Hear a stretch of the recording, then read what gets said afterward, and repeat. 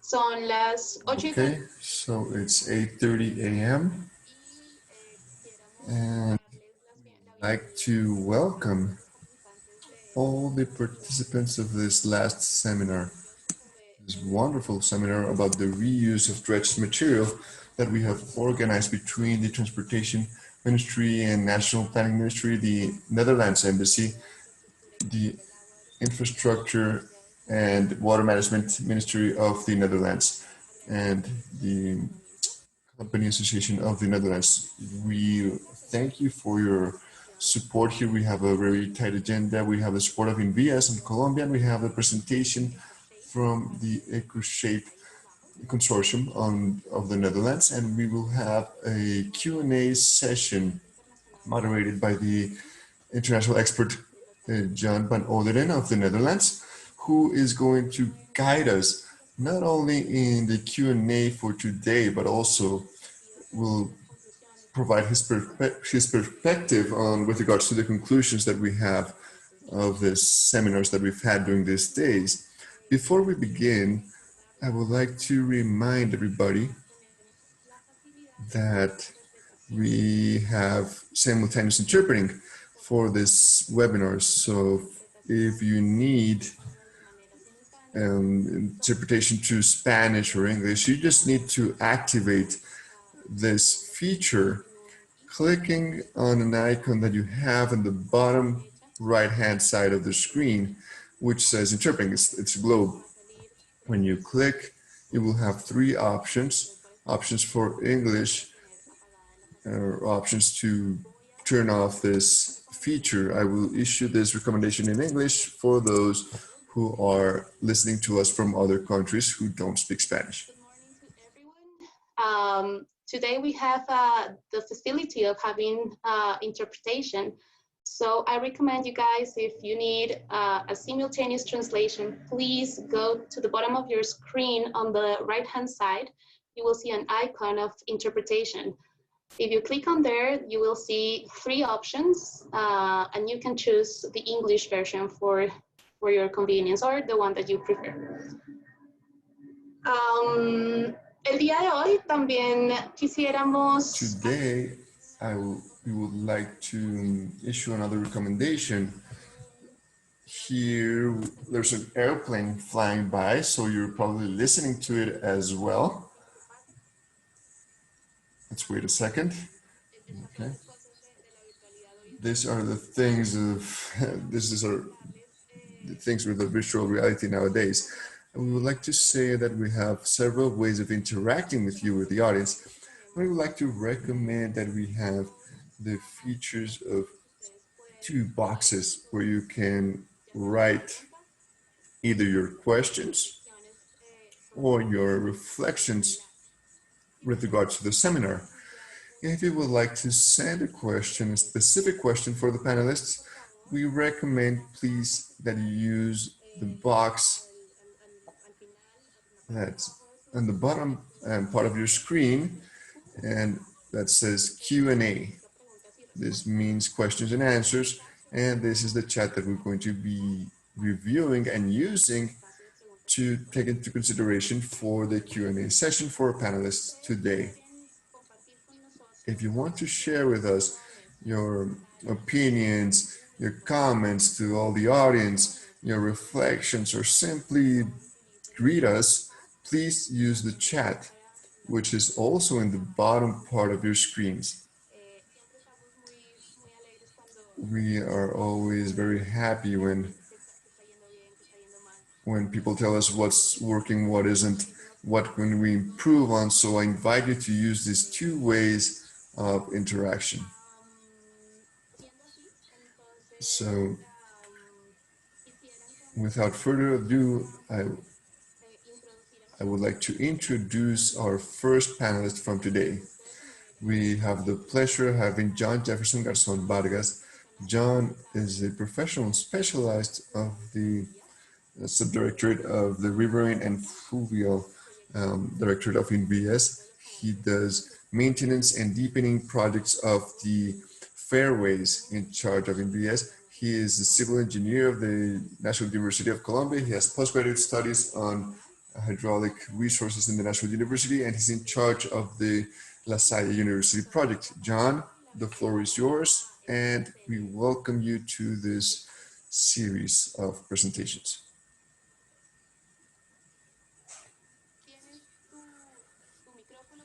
Your microphone is off. Good morning. I'm going to share my screen, the presentation. Please confirm if you're seeing it right now. Good morning, everybody. First of all, I would like to thank the Embassy of the Netherlands and all the organizers of this event.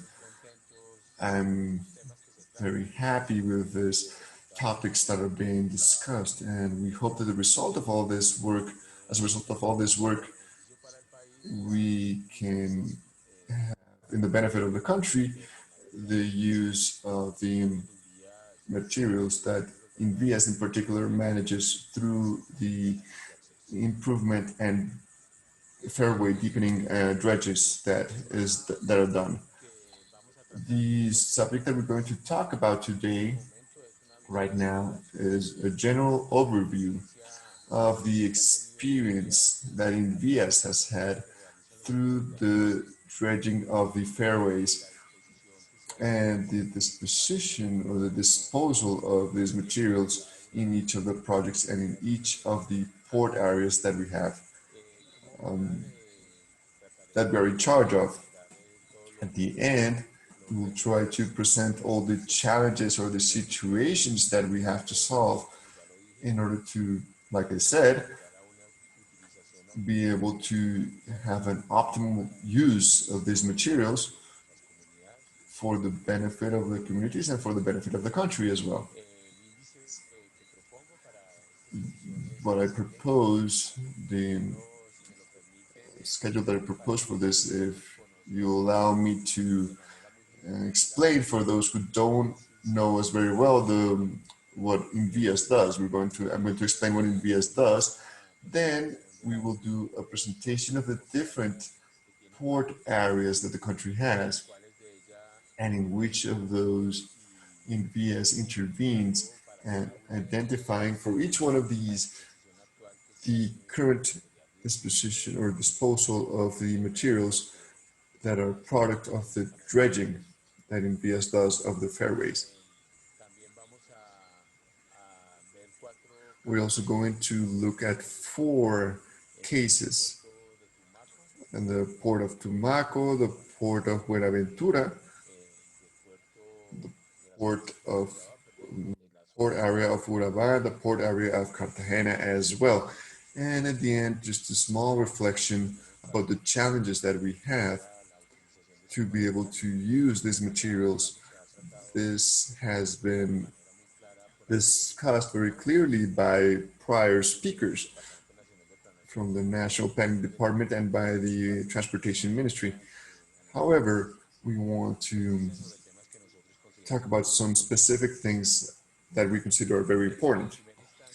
First of all, we see here an organizational chart of the transportation sector. At the head, we have the Ministry of Transportation, which is in charge of the policies, general policies for transportation and programs in all means, riverine, maritime, railroads, roads in general, and aerial transportation as well. For these, there are different entities which are in charge of its execution. First of all, we have the INCO, nowadays the National Infrastructure Agency, ANI, which is the entity in charge of developing all the projects in the roads, riverine, and port projects as well through contracts. We have Aerocivil, which is in charge of the airports, and we have INVIAS, which is us. It's the entity in charge of road projects and river projects and maritime projects as well. But the origin of the resources with which these projects are executed are our own resources or resources of the nation, and the works are carried out through public contracts.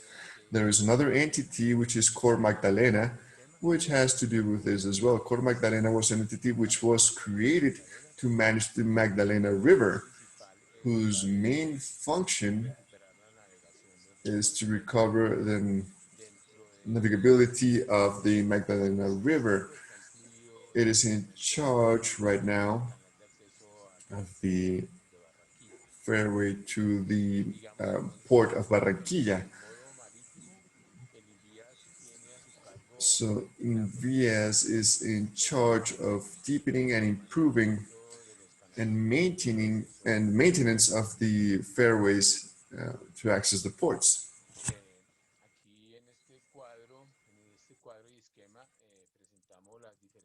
Here we present the different areas, different port zones where we have the different ports in Colombia. There are 9 zones in total. 7 are located in the Caribbean coast in the Atlantic, and 2 in the Pacific Ocean. Not all of these areas, INVIAS does not intervene in all of these areas for the maintenance of fairways, because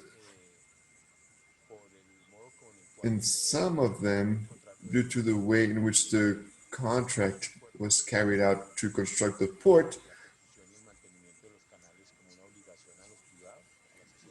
so here this is in charge of private entities, and in others because of the natural conditions, because you don't require deepening or maintenance either. So we have from the north to south, we have first of all the San Andres and Providencia Islands. These are fairways that are in charge of the National Roads Institution, La Guajira.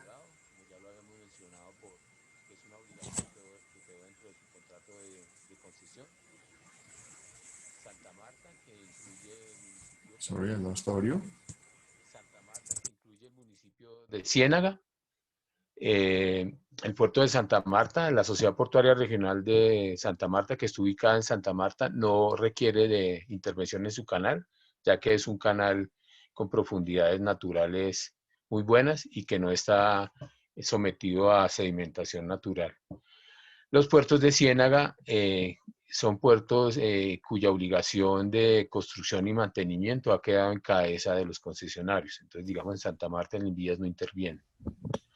En Barranquilla, el puerto de la zona portuaria de Barranquilla, in Barranquilla, which is on the Magdalena River Delta, that is the task of Cor Magdalena. However, INVIAS has intervened in different occasions when Cor Magdalena has ASO through cooperation agreements, then the port area of Cartagena, where we have intervened.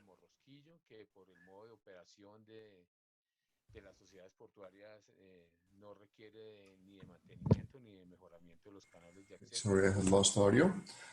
And we continue with the port area of URABA, where INVIAS intervenes. And in the Pacific coast, we have 2 port areas, which are Buenaventura and Tumaco, who are in charge. INVIAS is in charge of these areas. And we do frequent interventions in these areas. And here we're going to see in general overview of the areas that Cor Magdalena and INVIAS intervene. We have the landfill areas, and we see that the majority of these are landfills that are being used, or dump sites that are being used in the high seas, and where that material is not being used properly. In Providencia, which is a project that we are executing right now, you're going to dredge approximately 300,000 cubic meters. These are materials that are composed mainly of sand and silt, and some fine materials as well. The dump site, which was authorized by the maritime authorities, is located in high seas. The possibility of using materials for a landfill or coast nourishment, which is called Black Sand Bay, was authorized, but it wasn't possible because the content of fine material would have caused or would have affected the coral and the seagrass that is located in this sector. So unfortunately, this project, well, the materials that we had could not be used.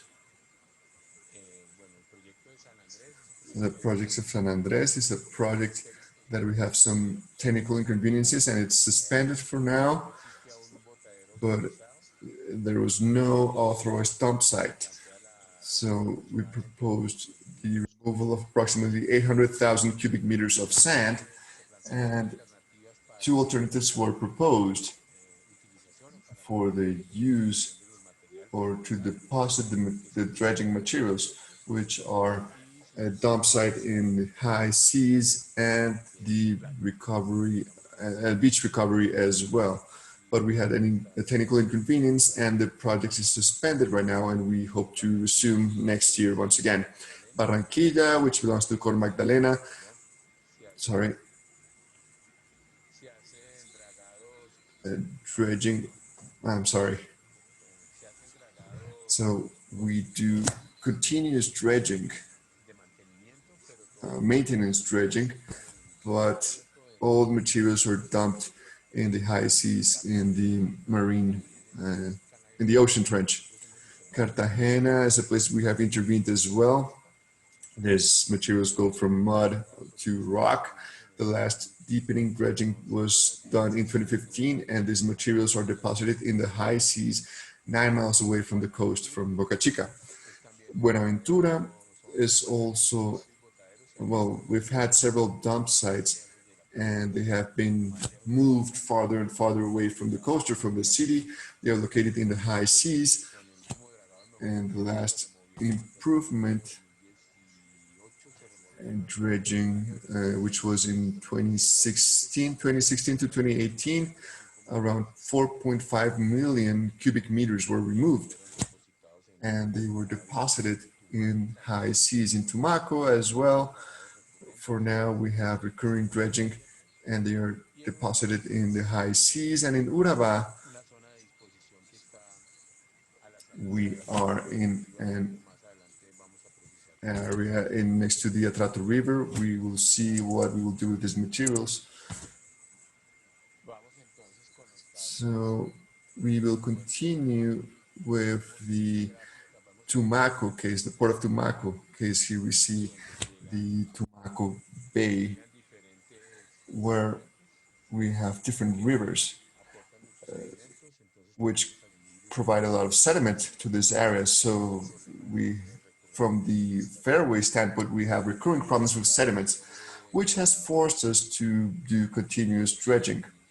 Here in black, we see the town of Tumaco. This is the town of Tumaco.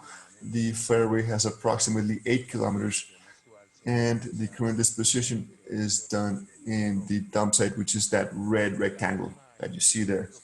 The last intervention for deepening of the fairway was done in 2008. Approximately 1 million cubic meters were removed, and all of them were dumped in the high seas. But currently, INVIAS is doing a study to deepen the fairway, where we have stated from all of this, from the indications of the National Dredging Plan and from the requests from the community, from the DIMAR, which are the Maritime Authorities and Corpo Nariño. Within the development of this study, they have proposed the prioritization of the materials, the use of the materials, either for a tsunami barrier or for the recovery or beach nourishment. Listo, Paolo, ya. Okay, let's say that in the development of the project, as in all project of deepening access, we always come in conflict with other interests of this port area. Many times the tourism and the fishermen especially. In this picture, well, this slide, on the left side, we have an aerial picture of 1979 of the island of Tumaco. We see here on the left an island called the island of Guano, which is a natural protection against tsunami. I'm sorry. Then we see the island of Tumaco lower, where we see the urban settlement.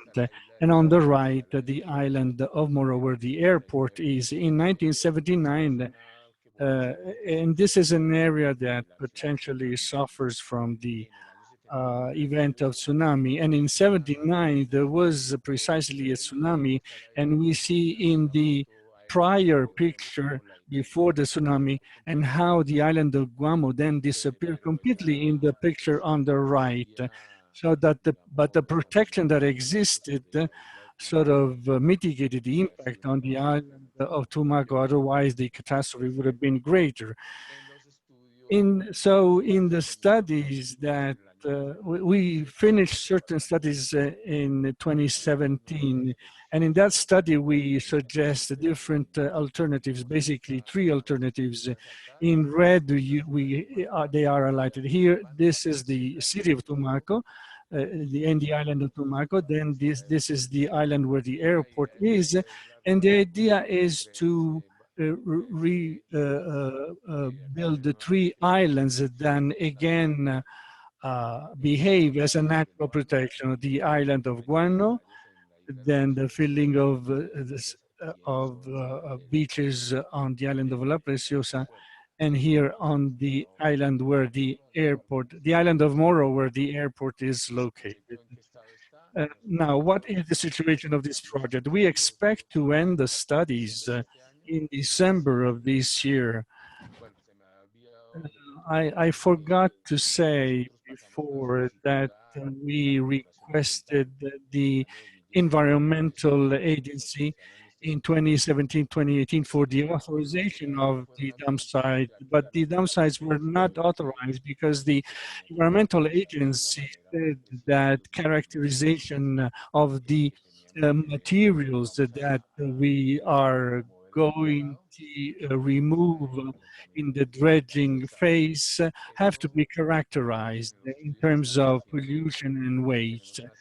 And so we now have a number of drillings in place.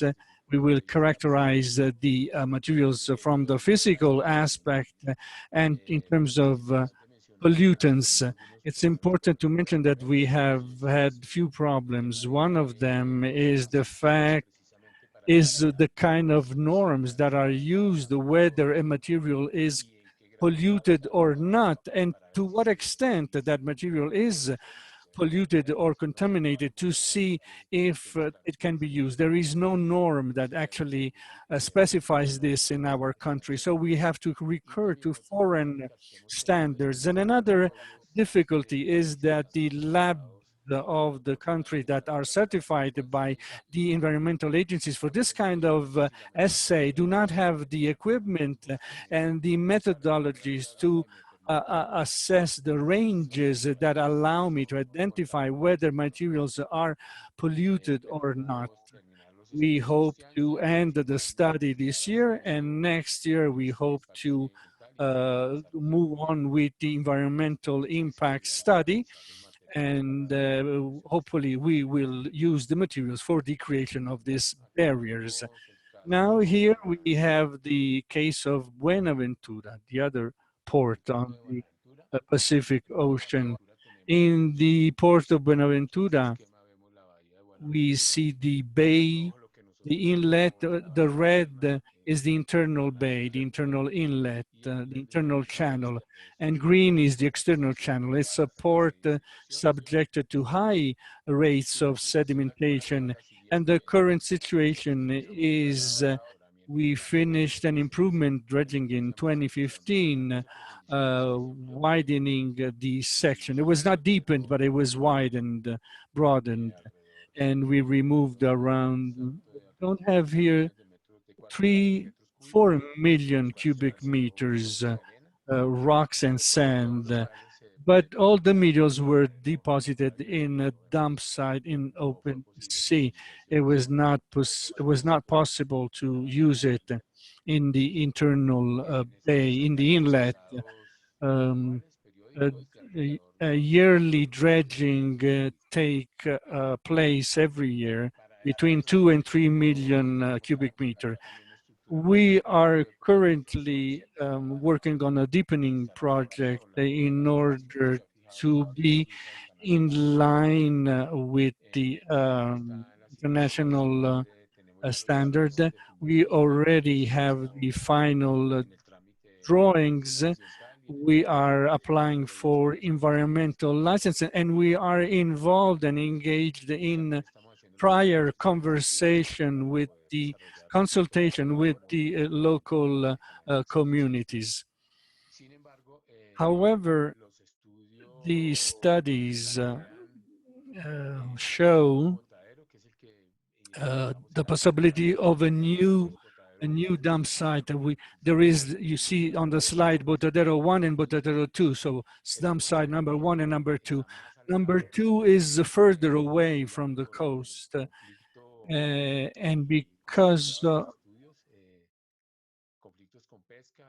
because of the conflict with the fishing community and with the fishing activity, the communities have requested a dump site to be further away from the coast than the current one.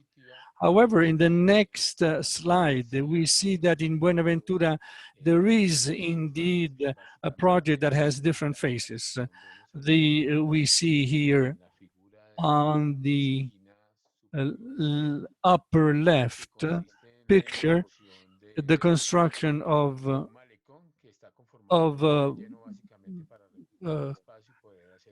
waterfront for urban development envisaged in 3 phases. The first one, number 1, is under construction and is in turn made of 2 stages. One has already been finished, which is called the Tenorio Park.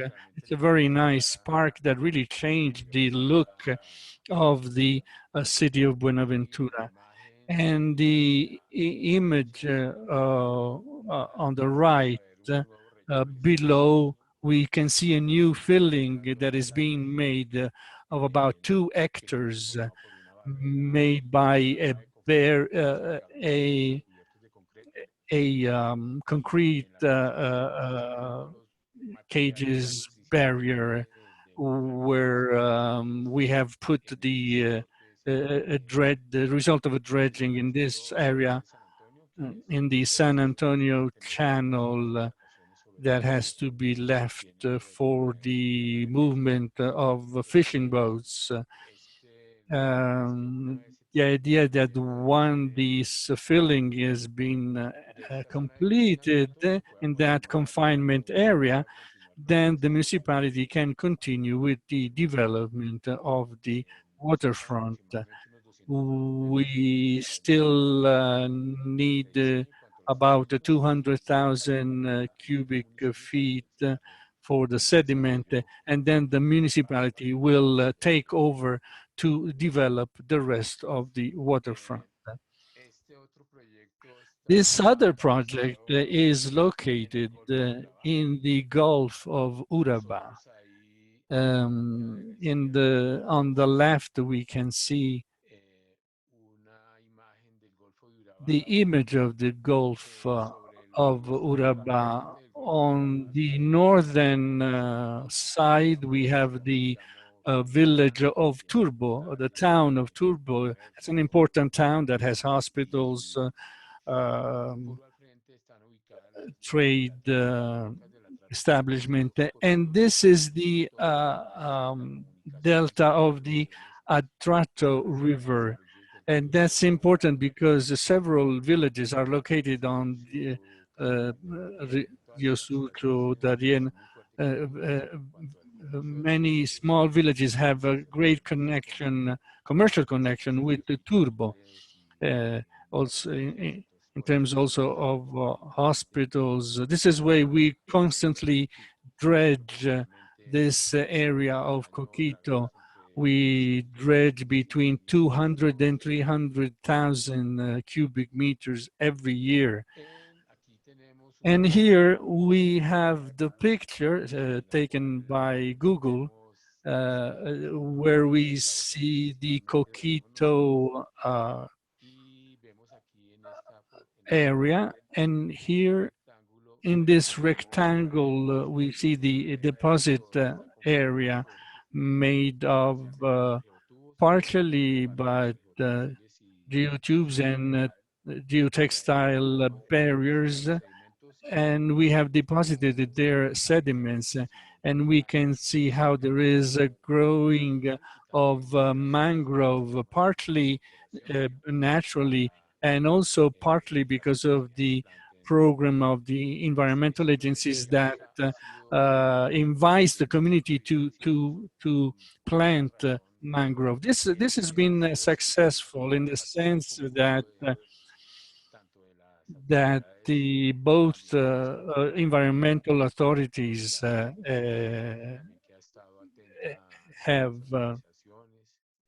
been involved in providing authorization, and also because of the contribution of the community. The community has understood that this is an important project, and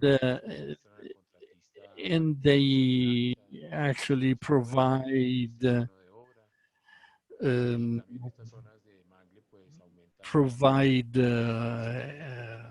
workforce, and so this and this is an area where the people can also have shellfish. I think we should somehow, well, I'm about to finish, thank you. I'm about to finish. I thought this was going to be very short, the presentation, but it's taking me a bit longer.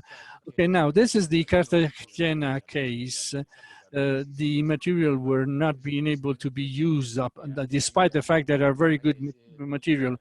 The problem is pollution. The Bay of Cartagena, there is mercury, but there are areas where that we have identified where there is no mercury and where there's, and here we see a picture of the material. Unfortunately, all this material had to go down to open sea.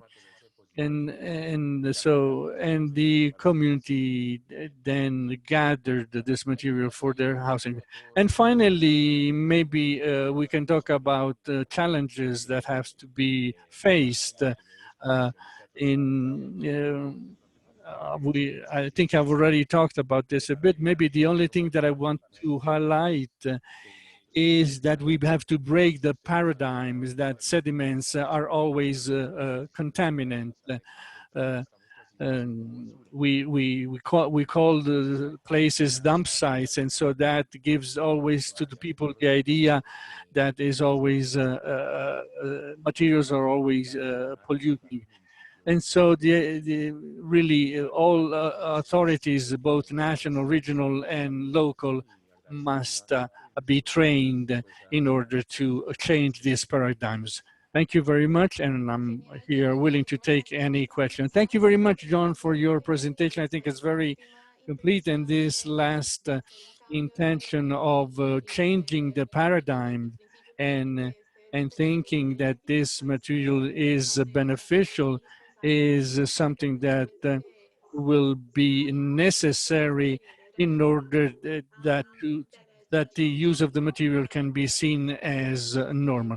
Thank you very much, and I'm sure there will be questions for you in the Q&A session. I would like to mention that we have some surprises at the end of the event, so pay attention to everything that happens. We have invited the people from the private sector and also event organizers so that can contribute. So at the end of the event, we will have the Ministry of Transportation, people from the Ministry of Infrastructure and Water from the Netherlands, so that we can all talk together about the conclusion of this this event. I'd like to now invite EcoShape for its presenter. Erica has been working since, Eric has been working in the Department of and across the world in the range of environmental aspects such as ecological design, participation of stakeholders, the protection of marine fauna, and management of turbidity. Is part of the EcoShape Consortium management team, and it develops its knowledge through pilots in terms of building with nature. He is a master in hydraulic engineering and graduating in 27 from there. So Eric, you are welcome to give your presentation. Thank you. Thank you very much for this. Welcome everybody. Well, let's introduce myself. Next slide, please. Indeed, my name is Erik van Ekelen. So I work at Dredging and Marine Contractor Van Noord as an environmental engineer for over 13 years now. And I've been working worldwide on dredging and marine infrastructure projects dealing with environmental matters alongside our works. That's predominantly to deal with turbidity generation, but most recently also about how to design marine infrastructure projects in such a way that you can create co-benefits via building with nature. As a part of my work at Van Noord, I'm for 2 days in a week working as a program manager at EcoShape already since 2013. And there I've developed various pilots to work with building with nature. And most recently, I've actually focused on a more broader outcome of building with nature, amongst which you see this book, which will be, which is coming out in the coming month, in which we really gathered all the evidence for building with nature. So today in my presentation, I will introduce what EcoShape is, a little bit of history, what is this role and the purpose of this EcoShape consortium in the Dutch water sector. Then I will highlight what building with nature is, and then we will talk about sediment use and sediment reuse and how that relates to building with nature. And I hope to close off with a nice number of example projects. Next slide, please. Okay. So next slide. So introducing EcoShape. So the background of EcoShape really lies in say that what we've observed in the Dutch water sector is that we see that marine infrastructure development really was working, had to deal with a lot with environmental matters in the time. And what we saw is that all these environmental matters were focused on potential negative effects of dredging and infrastructure development. So what you see here, this box full of reports, is actually a box full of environmental studies for the Port of Rotterdam Maasvlakte 2 extension. And that's 20 years of research into environmental aspects. But what is key about this all studies is in all of these books that are there in that suitcase, none of these is a research that has been looking at a potential positive effect that the development of this infrastructure might have for the ecological system in the surroundings of this development. So we're really focused on negative effects, and so we miss the opportunity for positive effects. And that's actually the reason that the dredging and marine contractors, Boskalis and Van Noord, started the EcoShape consortium. If you click once, then so these are then the EcoShape participants. They joined the EcoShape consortium in order to together focus on learning about building with nature and about the positive effects of infrastructure development and working together with nature. So next to the dredging and marine contractors, we have there are consultants involved, there are knowledge institutes involved. We also have an NGO as part of the consortium, but also public partners like the municipality of Dordrecht and even our national government is supporting EcoShape. Next slide. So since 2007, when EcoShape was founded, we have been working on research and knowledge development programs. And in the first program was a predefined research program of 32 million euros, which was funded by the EcoShape partners, but also the Dutch government and European funding. And it really looked at this new approach to building with nature. So basically, it was an inside-out spreading the message of what building with nature is, showing that it works, and bringing that message across. Then we saw that despite our efforts to sort of bring this message across, we did so that the interest in building with nature and the interest to take building with nature as a starting approach to develop projects was sort of limited yet, and therefore we, as a consortium, started our second program in 2014, and that's actually a 48 million euro program, which will end by the end of this year, and it was more developed bottom up, so project by project development with various partners and finances, and it sort of took the outside in perspective. So we tried to get sort of stakeholders and interest in building with nature. And as of next year, EcoShape will continue, and we will further look to how we're going to bring this building with nature as a sort of a business ecosystem further. Okay, next slide, please. So the goals of EcoShape and why do we have such a consortium? I think what is really important is that it's the collaboration of the various sectors with its shared ambition to bring building with nature further, to have building with nature concept tested in practice, to support it with fundamental knowledge, translate it into practical guidelines, and do that in a collaborative network with an aim to really upscale and mainstream it, to make it the new normal, so to speak. And what is key into that is what we call the working together in the Dutch diamond, or the quadruple helix, in which both the public sector and the private sector, as well as knowledge institutions and NGOs, with the four of them really work collectively towards that. And each and everyone has its own goals and his own visions for why building this knowledge development is necessary, but the collaboration is there to develop this new knowledge. Okay, next slide, please. So in the way that we did that is really with a learning by doing approach. So we executed pilot projects. So we did real work in the field from which we learned, and we did that actually among the lines of 4 teams. One of these teams is nature-based flood defenses. So instead of using hard infrastructure like dams or breakwaters, we used soft solutions, so sandy solutions or even muddy coasts.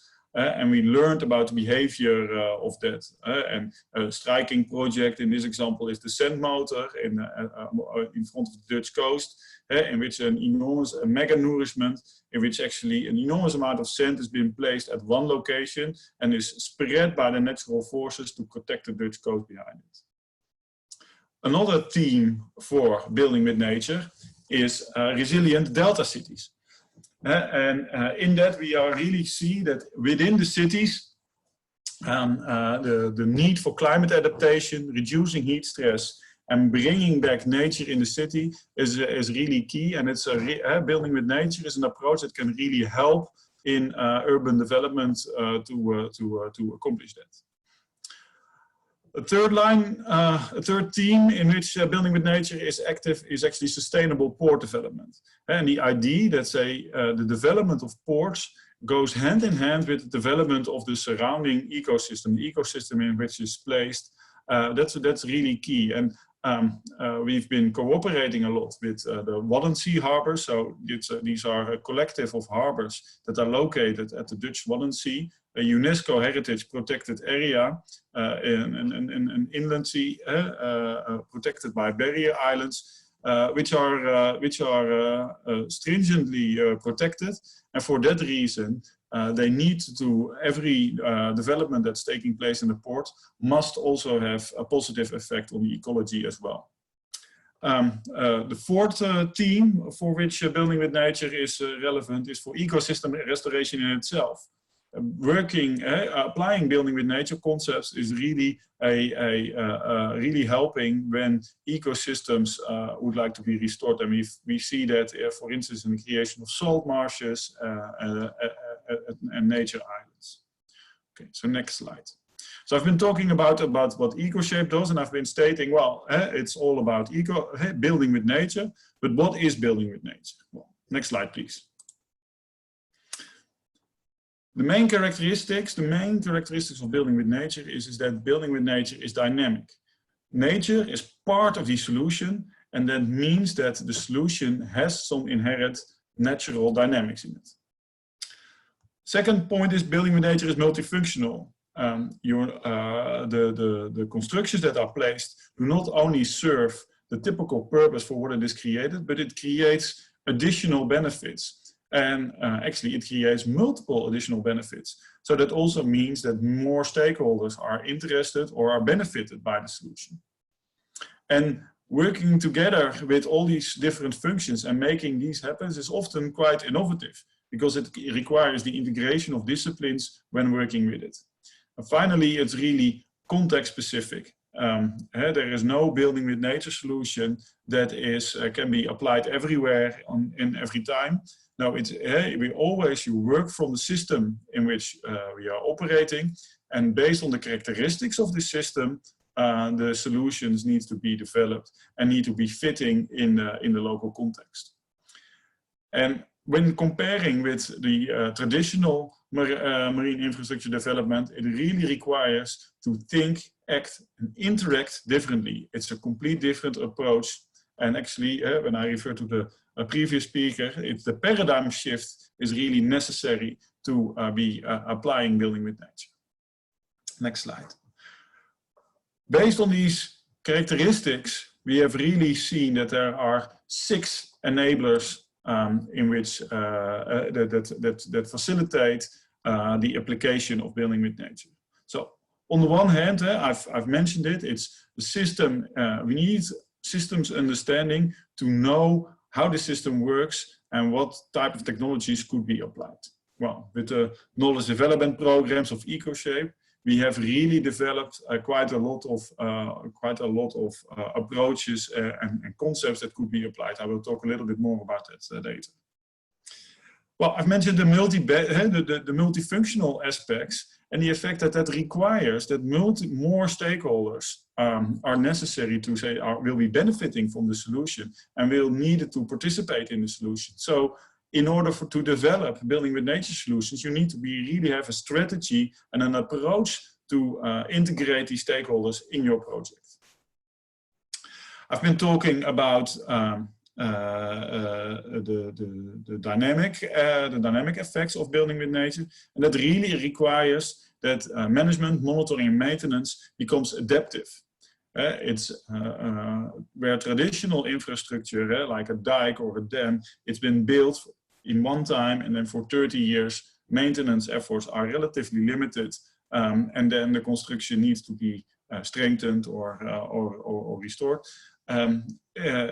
Using nature requires continuous monitoring, continuous management, so that the natural environment is actually doing what is necessary. And that requires a different type of approach. It requires a different type of institutional embedding. The laws and legislation, but also the norms and say the non-explicit ways of how we cooperate and make the arrangements for project development and for project maintenance and monitoring needs to be really different in a building with nature setting than in a traditional approach. And we really see that actually quite a lot of norms and regulations are really focused on fixed and monofunctional structures and are therefore less, how do you say that, less inviting to building with nature approaches. Fifth enabler is on the business case. What we see with the business case for building with nature approaches is that actually because it's multifunctional, there are more benefits that are created. But also a lot of these benefits, like for instance nature values of biodiversity benefits, they are relatively soft and really difficult to make them bankable and to get a revenue stream out of that. On the other hand, you can imagine that, for instance, building with nature solutions create opportunities for recreation or for other economic, small-scale economic developments that have previously been not there or wouldn't have been there when traditional solutions would be taken. And it's really necessary and it's really vital that these are taken into account when considering the building with nature approach. And finally, capacity building is necessary for the implementation of building with nature.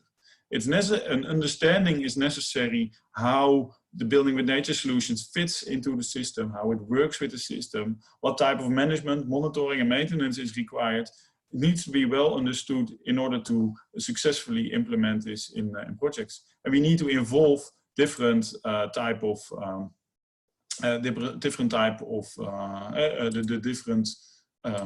generations into that as well.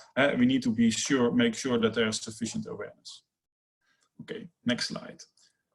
So where can we apply building with nature? What is the building with nature domain? And I'm now here showing the picture out of the quite famous paper on building with nature by Huib de Vriend. But the domain is really large. Even in those situations in which we are facing relatively high energy and steep slopes with relatively limited space, there are still ways to really think about in which system you're operating and to provide opportunities for that system to work with nature or to create opportunities for nature. And then on the other end of the spectrum, where space is more abundant and there is relatively low energy, all types of sedimentation and ecosystem development can take place. But also there's a range, there's an in-between with hybrid solutions. So basically the domain is really big, and we've drawn it now in these two axes of high energy and low energy and the amount of space and the steepness of the slope. But you could draw this amongst various axes. But it's always possible to take a step back, look at the system in which you're operating and see whether your solution can be altered to fit that system. Well, to give some, next slide please, to give some inspiration to do so, we've been thinking about what we call building with nature concepts, methodologies that can be applied and sort of ideas and natural processes or actually interventions that can be applied, which work with nature, which create with nature and really resonate well. And what we've done is we've placed these concepts in different type of landscapes, and we've depicted 6 landscapes and have demonstrated how these concepts can work with the issues that are frequently occurring within these coasts. Next slide. And that's actually the inspiration of all of that is what we've gathered in this book. It's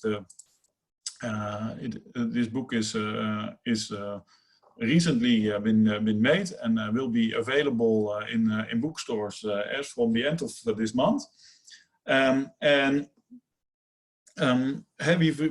really try to basically show the inspiration of what is possible and to really demonstrate that it is possible to create, implement and upscale these nature-based solutions worldwide. Okay, next slide please. So after giving you a little bit of background on, say, what building with nature is and what EcoShape has done to develop this building with nature concepts and ideas, I really like to now go a little bit into detail about the range of beneficial sediment use. So next slide, please. When we take the range from more sandy to more muddy systems, you really see that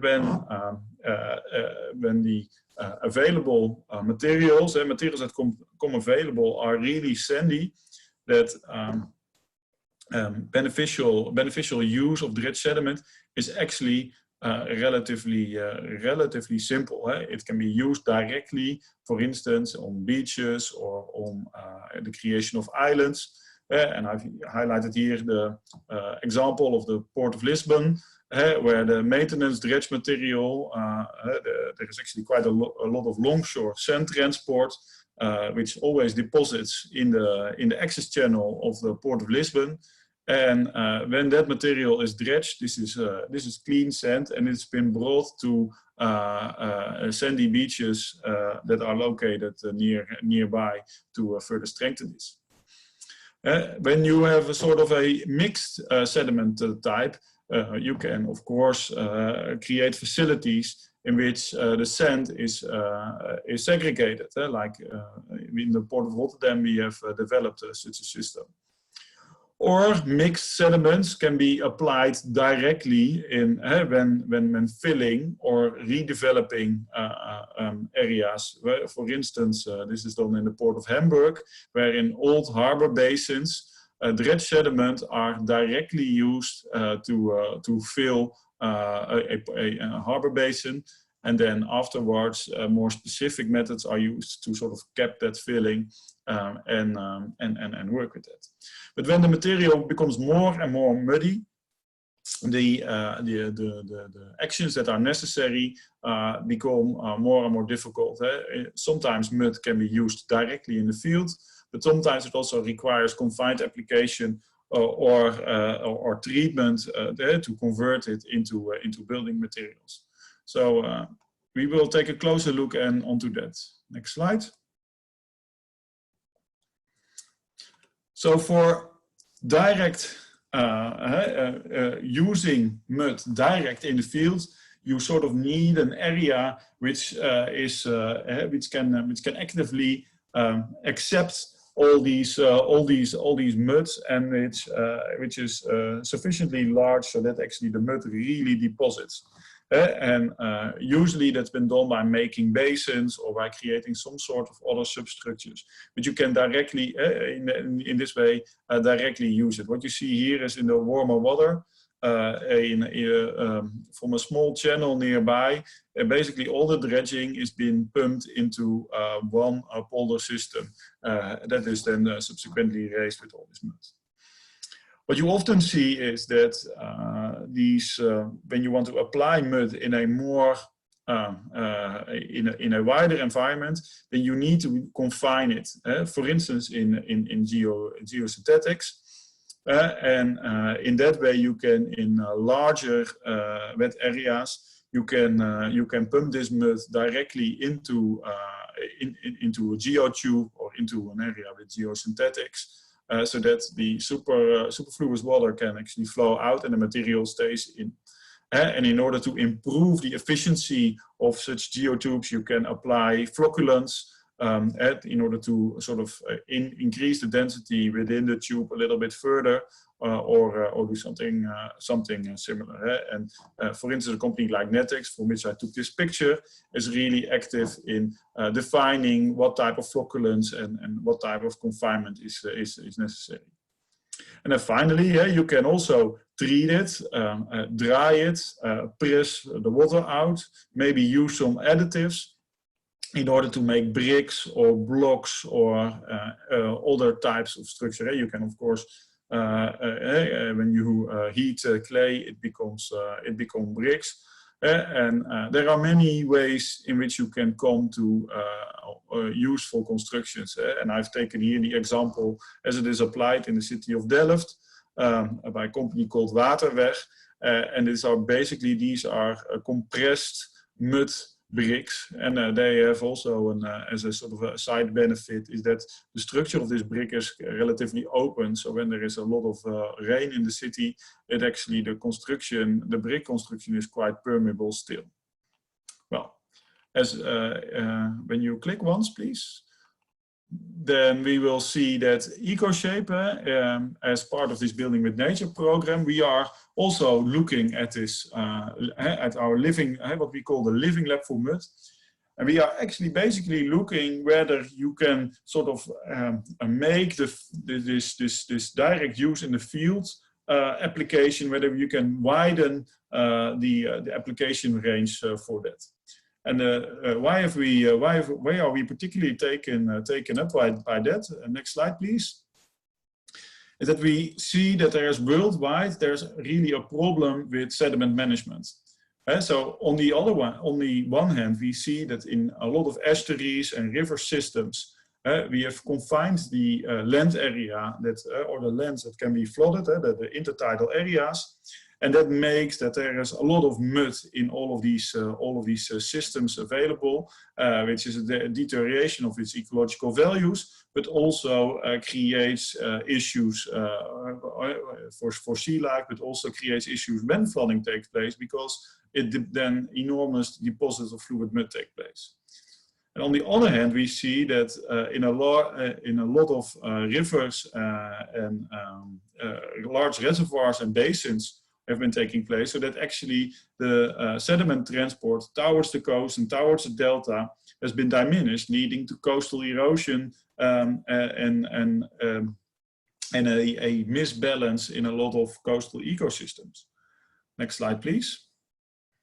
And on the other hand, you see that in these same areas, so in these same delta areas, you see that construction material is highly necessary. We've seen in the Southeast Asia, the import of sand and the creation of reclamations has been naturally done, normally done or traditionally done with a lot of sand. But if you sort of cross-link the two, next slide please. If you cross-link the two, then you could say, yeah, we can use this mud really directly when you know how you can work, how the system will really work. And so in this way, we sustainably use these fine sediments, which are really often treated as waste. We really use it to create new land. And that requires a system understanding. We must know in which type of systems we are playing with this fine sediment, which systems need fine sediment, and how do they treat it, and how can it cover. But we need to cover also the full spectrum of fine sediment, whether it's still is, say, a liquid mud, but then it can go, of course, all the way into soil and these really stiff and dense clays. And there is an enormous line of processes in between, from settlement, from in order to come to such material. And we really look forward to make use of the natural dynamics to help us with that. Because actually it's in all intertidal areas, in tidal marshes, in mangrove forests, in swamp areas, it actually is this process that really makes land and that really makes clay. The best clay in the Netherlands has been found in areas that have been tidal areas that have been reclaimed. So it's basically that same sediment, which is still fluid in our estuaries nowadays, that actually make this clay. So that's a really interesting point of view. And so we really like to optimize this management and reuse. And like EcoShape is operating, we do that via a combination of pilots, applied science, and fundamental resource. So basically, next slide, our statement is, if we combine this mud, and we combine that with these principles of building with nature, making use of natural processes, and providing opportunities for nature to develop at the same time, will deliver values in terms of flood risk management, navigability, nature development, water quality, building materials, with a positive effect on the local economy. So within our living lab for mud, next slide please, we actually currently have 5 live applications. So within one of the say concepts that we are working with is that you recover vegetation, not by planting vegetation directly or by having, but we want to re-establish the physical conditions so that vegetation can recover. And we are doing this, we are learning most of this on mangroves, and we're doing that in the region of the Mak in Indonesia. And I will highlight a little bit more about that later. Then the next thing is that we can use also the sediment transport and the morphodynamic of an area to spread mud strategically to develop areas. And we call that a so-called mud motor. Another point is the construction of natural islands. Well, I think quite straightforward. When we delineate an area and we place mud in that and we let the natural processes take place, it becomes land, and this land might not be sufficient to create housing on, but it definitely is for natural development. Similarly, you can operate to create salt marshes, and also this process of clay ripening, so that muddy materials become clay that you can really build and work with.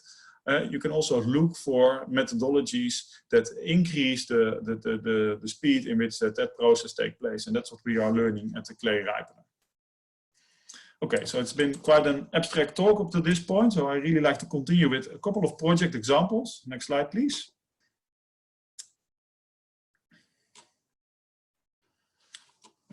Next slide, please. I start with this mud motor idea. And the idea of the mud motor is actually relatively simple. We would like to spread maintenance dredge material not on a location where it's relatively deep and where the material sort of is transported away, but we do it on a strategic place where the materials are then taken to an area where natural development has been taking place. Well, and we've tested it around the harbor of Harlingen, where we had a salt marsh of Kuhol, so that's on the far right, with this number 2. And then we've actually spread the material close to this number 1, and it actually was a little bit closer to the coast. But it was basically, we sailed from the harbor, the dredger sailed to this strategic area, and there it placed the material, and then the natural forces took it to the salt marsh near Kuhol. And as a side benefit, less of the material returned towards the harbor of Harlingen, which was previously the case. Next slide, please. So what we see in place here, this is the dredger that has been sailing with the mud. But what we see here is that we are changing this salt marsh development cycle. We are giving it an additional sediment supply so that more sedimentation takes place, so that more vegetation can grow on the salt marsh. That creates a low energy environment, and that creates more sedimentation. So we are really helping this positive feedback loop, not by doing something with the environment, but actually doing something with the sediment supply. And the test has been demonstrated that indeed this process can be kick-started via the sediment supply. The only unfortunate point is that the vegetation development during the pilot did not happen because of a number of ecological reasons during the pilot execution. So that was quite unfortunate. We definitely seen that this sediment supply, strategic sediment supply, can enhance sedimentation and can create a larger area suitable for salt marsh development. Next slide, please. Next project that I would like to highlight is the clay ripening pilot that we are executing near Delfzijl. And well, next slide, please. The basic idea that we have is that we take the dredge material out of the port of Delfzijl, and we place that onto land in order to have it on land, ripen it to clay, from which we can build a dike.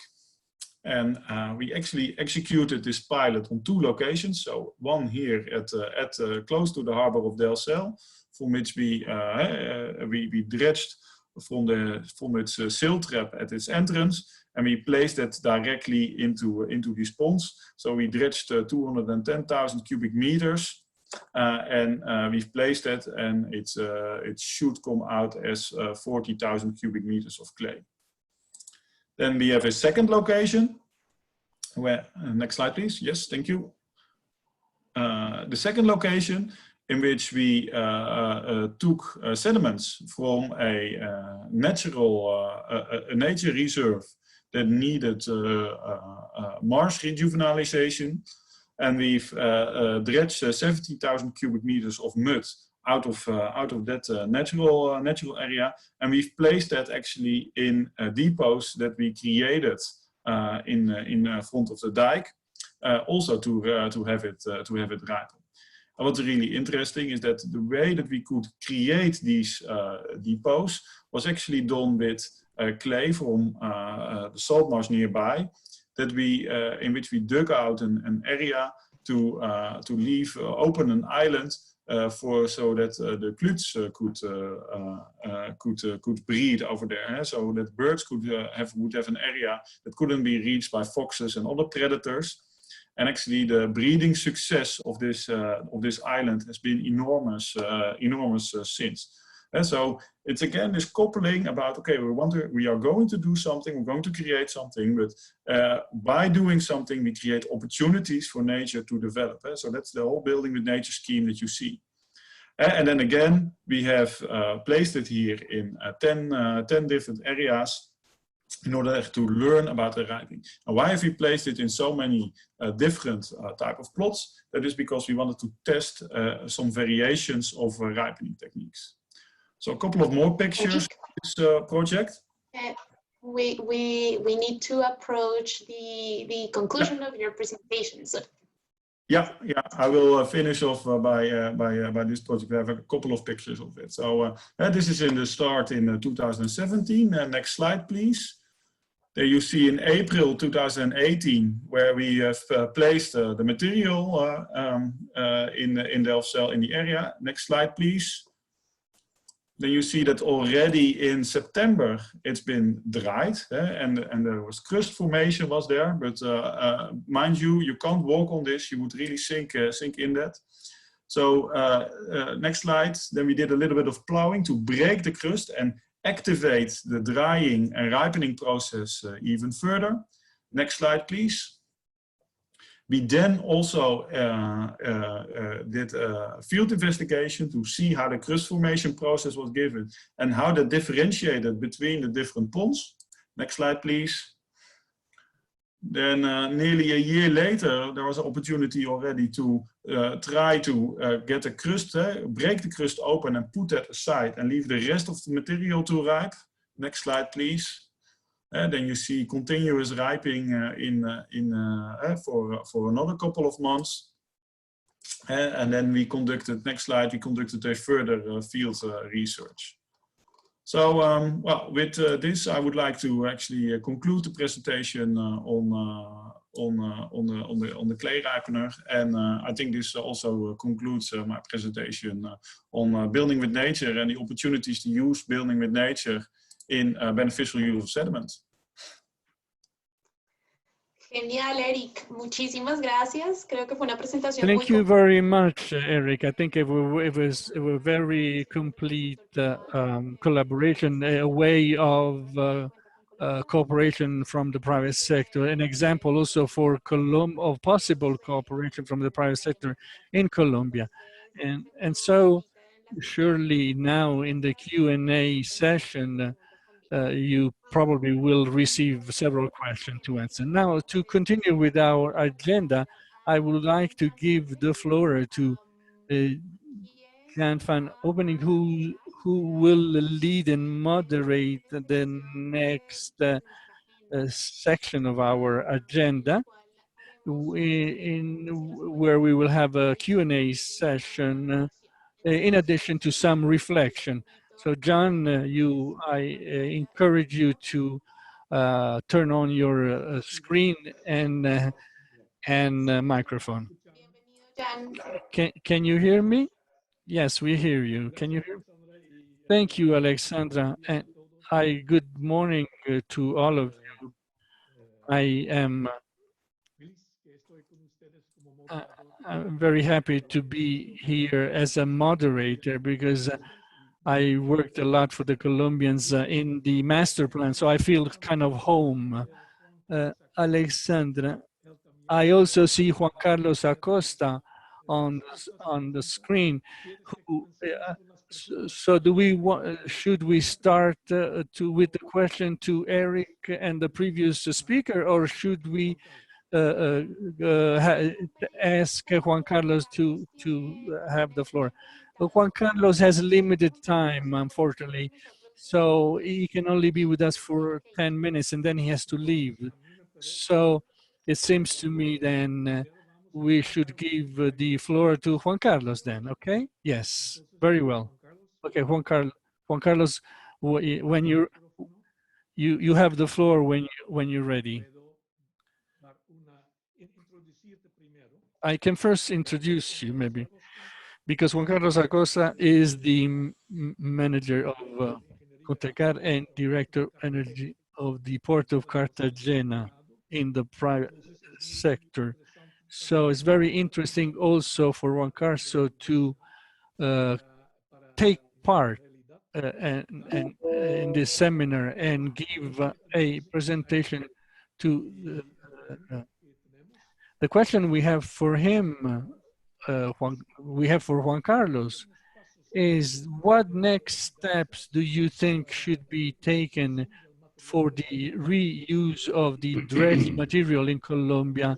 How do you see the role of your organization and what possibility you see in order to reuse dredged material? Gracias.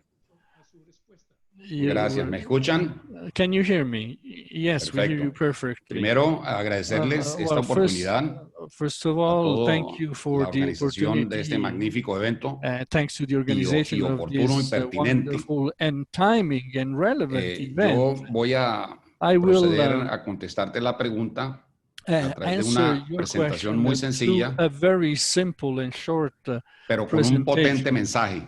But with a very powerful que lo puedo resumir en una sola frase. That I can summarize in a single sentence. Recuperable por sus condiciones físico-químicas no se puede desperdiciar. Cannot be wasted. Es como botar it oro. Would be like throwing es un material muy valioso. It's very valuable. Tiene una multiplicidad de aplicaciones.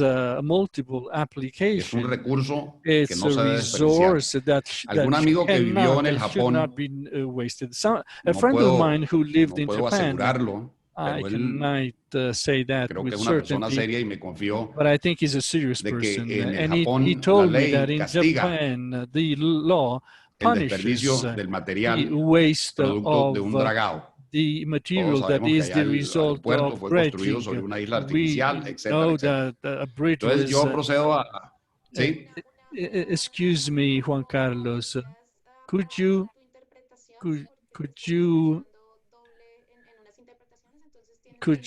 turn off the interpretation preguntas para videos below on the right where you see interpretation? You should. He has to stop sharing the screen first. No sé qué hacer. I don't know what to do, Juan Carlos. I don't see the. Eso que me dice. I don't see the possibility.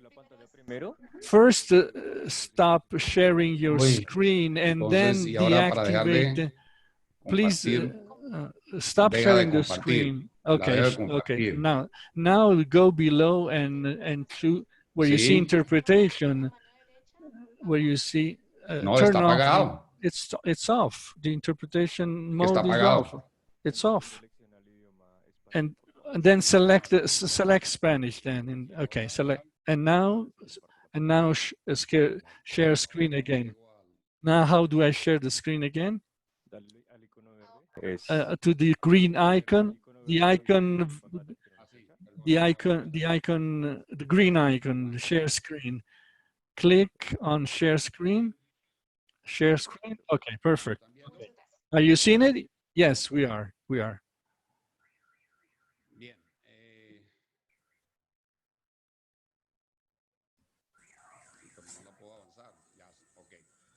but I can't move forward. Okay, so as I was saying, I'm going to do something very simple. I'm simply going to show background and accept that the environmental normativity allows for the use of material product of dredging activity. So the regulatory framework exists. I would suggest that it should be facilitated or applied for each case, particularly in the cases in Cartagena or in any other location around the country. So it should be designed in a way that it protects the environment, obviously. There's no doubt about this. You cannot sacrifice that. But it should facilitate, and I will explain what I mean by facilitate. In our particular case, in Contecar, which is a port manager, you observe a dike made of rock, which generates the contention of material. Everything that you see in the gray material, which is very good quality, excellent quality, that is dead coral mixed with sand, that was water before. But if we had not achieved the acceptance for the reuse of the material, here we consider two purposes. First, to deepen the maneuvering area, and second, the consolidation of a 5-hectare land space or terrain. And as you can see, the dock is a single area, so it would be impossible to continue building docks or piers if we had not done this landfill. It's very stable because dead coral, as I said, is an excellent material to be able to generate this type of works. This was the case that I showed you, and some fine sands which were not the most adequate for the dike. We used them in certain areas of the Contecar patio so that they were useful. The material that did not comply with the characterization conditions was taken to an authorized dump site. So in this way, we used the good material and we disposed the material that was not adequate. Here we see a sequence of the landfills of this area. Here we had of the cove. There was the Contecar dock, and we were able to increase the length of our piers, and it generated operational usefulness, which would not have been possible otherwise. Also, we saved costs. The landfill of the patios of the 9th pier was also thanks to the reuse of material. They generated the dump site with all the technology that was available and with all the environmental care. And here we were able to project the pier and have an additional patio. These are photographs of the process as well, of the use of that material. Nowadays, this is an area that allows greater operational efficiency with more cranes, extended pier, and an additional patio. However, in the case of waste material or dumping material in the high seas, initially it was done 6 miles away, but for some reason the dispositions changed and now it's done 9 miles away. So every time you move the dump site farther away, obviously the operations become more expensive. So the cost of dredging or this transfer of material to the dump sites in the high seas, they generate 20 or 30% higher costs for the project.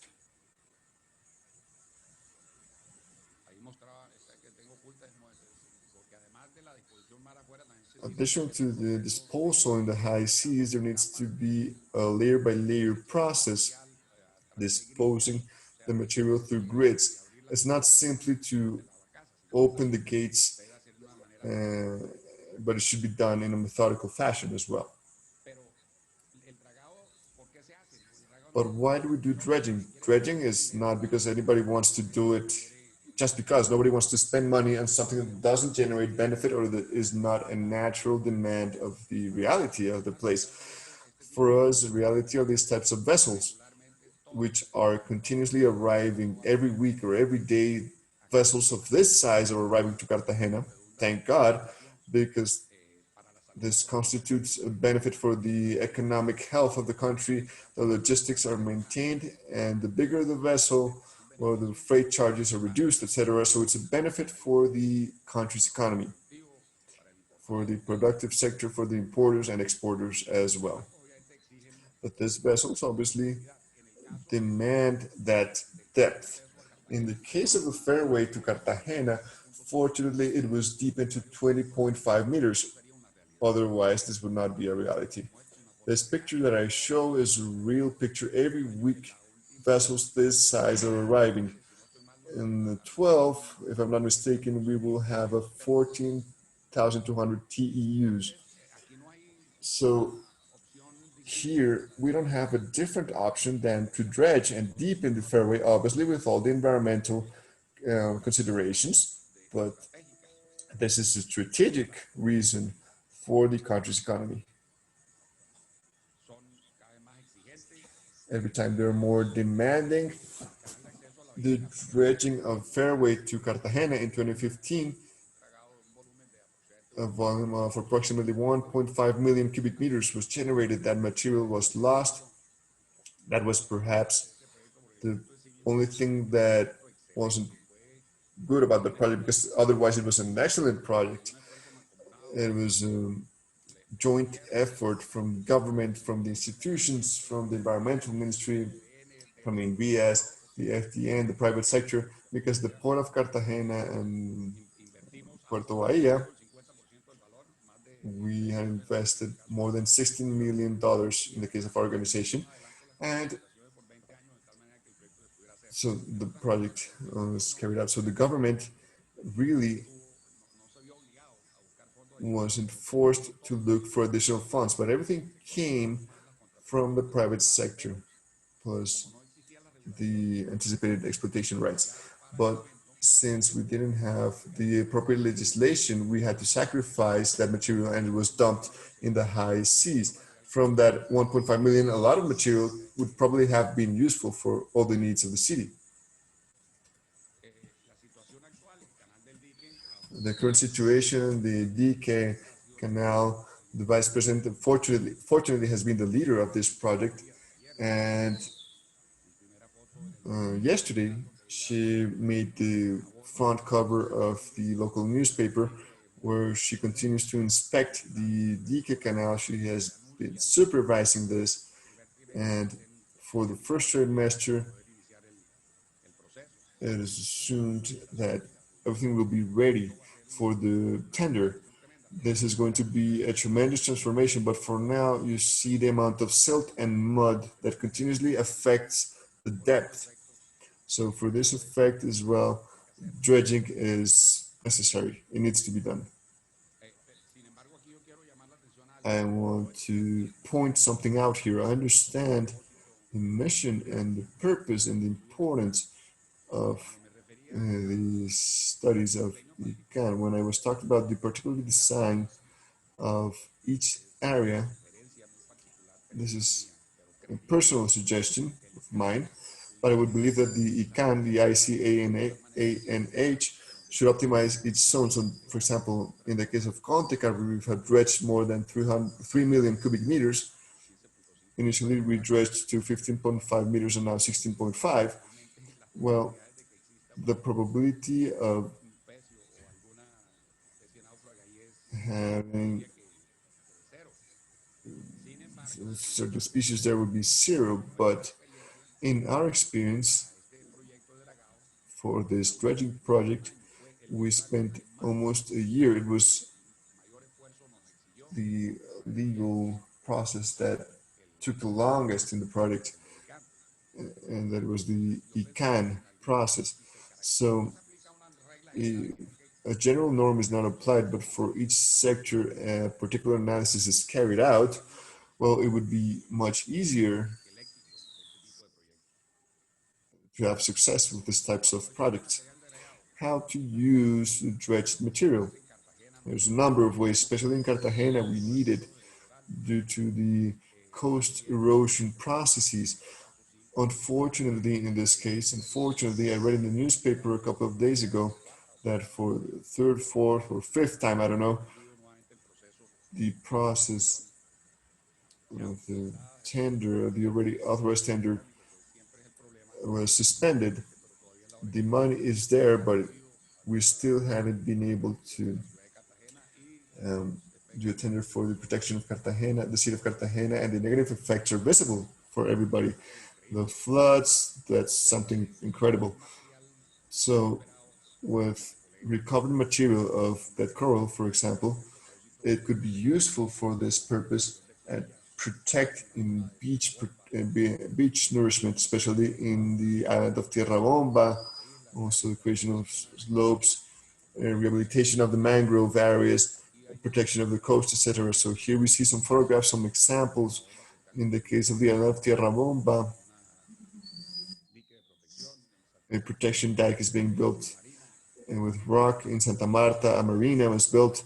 So if things are done with a formal and serious process, but at the same time understanding what should be applied and what shouldn't be applied to make things easier, as long as the fundamental principles and the fundamental interests such as the environment, etc., are preserved, we will be able to achieve great results, great works, and a benefit using a material which is actually painful to lose that material because it has great use. With this, I finish my presentation. I'm not an expert on the matter, I want to clarify. It's just my personal experience in the project that I have led, and which I'm satisfied to see that such good quality material was used for this project. Thank you, Jan. Okay, Juan Carlos, thank you very much for this very interesting explanation. I liked it a lot because you started by saying that the dredged sediments are like gold. And that is precisely a point that the other speakers have mentioned in the part of EcoShare as well. They talked about sediment, which is very important. And Jeff Jefferson was also talking about the paradigm. The sediments are always contaminating. So there we can say that the dredging sediments are very important. Thank you very much. Thank you. Thank you all for listening to me. We will continue with the program. The program is that there is a Q&A with regards to the two presentations of Jeff Jefferson and Erickson. So we will see the questions that we have in the Q&A chat box. So I would like to answer some. And it's, everybody knows the problems with flooding that many towns next to our main rivers have. The question is it possible that through dredging of sediments close to one of these populations, is it possible to deposit the sediments in the coast and use this new height to relocate the town? So, John, what's your answer to this question? The first appreciation would be yes, it's feasible. However, it needs to be a response to a very serious study, because the problem with these types of landfills is that when there's a flood next to the river, it's because that area belongs to the river, so to speak. So we need to be very careful with those types of interventions, because the fact of doing landfills or protection works to protect against flood, we could increase the problem downstream, or we could increase the risk because we can raise dikes, but if those dikes give a false idea of safety when there's a more serious event, it could be worse. The tragedy could be worse. So In that sense, it's feasible, but it needs to correspond to some serious studies that take into account the natural terrain of the river. So the material is there, but we need to study well and look at all the dimensions. Okay. We want to ask 2 questions to each of you, so there's another one.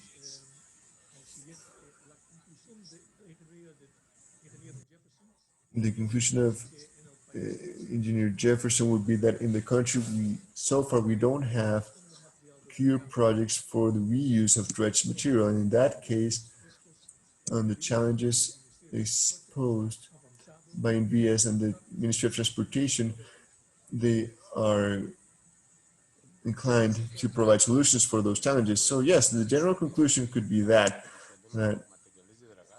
we are wasting the dredged materials. So based on all this, the National Dredging Plan, this year we have done 2 months of work where we have discussed the actions that need to be done to improve the normativity, and specifically in the case of INVIAS, to develop some design guidelines. So in those work tables, the maritime authorities have participated, the guilds have participated, specialists have participated of the Colombian Engineers Society of Engineers, sorry. And based on that information that we have gathered, we are structuring the contracting to elaborate guidelines and design norms. And we hope to have this next year. I don't think we will be able to have this year. And these projects are going to be developed with the participation of all those who are interested. The environmental authorities, as I mentioned, the private sector, the specialists of the MAR. And we hope that next year, as a first step, to have at least the design guidelines and the norms that have been mentioned here, the characterization norms, and degrees of contamination or pollution, and the possible uses for the dredged materials. Okay, thank you. Thank you, that's a very clear answer. So we have a question for Eric Munekle. This is in English, so I will ask it in English. In English. So the question is, what are the main elements of the new business ecosystem approach of EcoShape number 3? It's the question of Milagros Sosa. Yeah.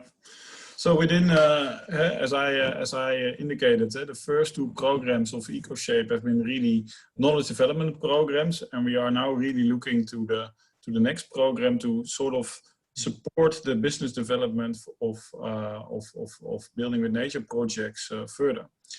Basically what we saw is when we began with the first program, then building with nature was sort of an unknown approach within the development of hydraulic infrastructure. So we really had to sort of start from scratch. In the second program, we really saw that, say, next to sort of technical information, there was knowledge, there was really a knowledge gap to see what is actually necessary to make building with nature happen. And we now sort of see with these 6 enablers, we sort of have an idea of what is necessary to facilitate building with nature development. But still, knowing that doesn't directly deliver business and deliver projects. It makes that people approach projects in such a way. So I think the next program, we will really focus on assisting people with working with these enablers and to really develop sort of to make this method of project development a sort of a standard or at least a standard alternative that's being considered. And unlike in the first programs where we developed knowledge pilots ourselves, we will much more look to support others, partners alike. We will help them developing projects, building with nature projects and building with nature business. Yeah. Thank you, Eric. It's clear. We were looking for another question that has been put to you, and that one is in Spanish, and I'll put it in Spanish so it is translated to you. Yeah, great. La pregunta es para Eric, es de Jairo Pais. La pregunta es, ¿cómo integrar la gestión de dragado de ríos y mares? ¿Qué es lo primero que debemos investigar? ¿Cuál cree que es el mayor reto que tiene Colombia? I'm afraid it wasn't translated. Oh, yeah. it was not translated. Sorry. I'm I'm sorry. Can you ask him to read it again in Spanish? The question: how to integrate the management of dredging of rivers and seas? What is the first thing we should research, and what do you think is the greatest challenge for Colombia? The main difference, of course, between the sediment is no different at the sea or at a river, or at least not in general. It might be a little bit coarser or a little bit more fine. But the main issue is that the water that's surrounding it is either fresh or salt, which is having an influence of the effluents that come when you place the materials onto land. And I think it's the dealing with effluents in reuse of dredge materials is one of the key items that is actually also causing this paradigm of that it is this paradigm that's preventing reusage at the moment. On the first hand, when you directly place dredge material out of a pipeline onto land, the effluent waters will contain fine sediment still, and when they are released into water bodies next to it, they will probably increase local turbidity and cause issues with that. If you place materials that have been dredged in the sea and you will place that on land, then that salt water of the sea will have an influence on the fresh waters surrounding your lands, or even the ground, the fresh water in your groundwater levels. So I think having a sort of a guidance on how you want to deal with that is sort of a main point. And I think with that nicely concur with the previous speaker by stating that, okay, give some rules or some guidances on how you can standardize this or how you can check this efficiently. Then at least as the contractors or the designers, they can at least start working with it. And then, of course, the next step is that all of these, when you have applied standards and when you are thinking about this, that they leave sufficient space for project and context-specific measures and ideas. And that's the reason why, say, global standards don't exist for this type of matters. Thank you very much, Erik. It was a very good answer on a rather difficult question. And I'd like to finalize this Q&A by just saying that in these presentations, we had that point that you various times mentioned the paradigm that has been mentioned by John Jefferson in effect on the contaminated sediments. And also I saw in your presentation that it was an important point on the start of eco-shape, that don't look too much at the contaminated sediments, but look at the possibilities that you have, and you have to find solutions for that. So thank you very much. Okay, I think we can, let's say, close now this part of the presentations and the Q&A. And we have two questions for the Mentimetro, the Mentimeter. And I'll now try to speak in Spanish again, entonces voy a hablar en español. Son dos preguntas. These are two questions, and normally Alexandra is the person who explains how we deal with this question. So can you explain, Alexandra, how people should, what people should do now? Yes, we want to know what you're thinking and have some live feedback. So please take your smartphones, go to the option to choose your camera option, activate your camera, and try to scan the QR code that you see displayed on the screen. If it doesn't work, go to your browser and type www.menti.com and introduce that code 7455180 only if your phone is not able to read the QR code. So I encourage you to please scan the code or introduce the code in the menti.com. And so once you have done that, we ask you to answer the first question. And I think we can move to the first question. So the first question.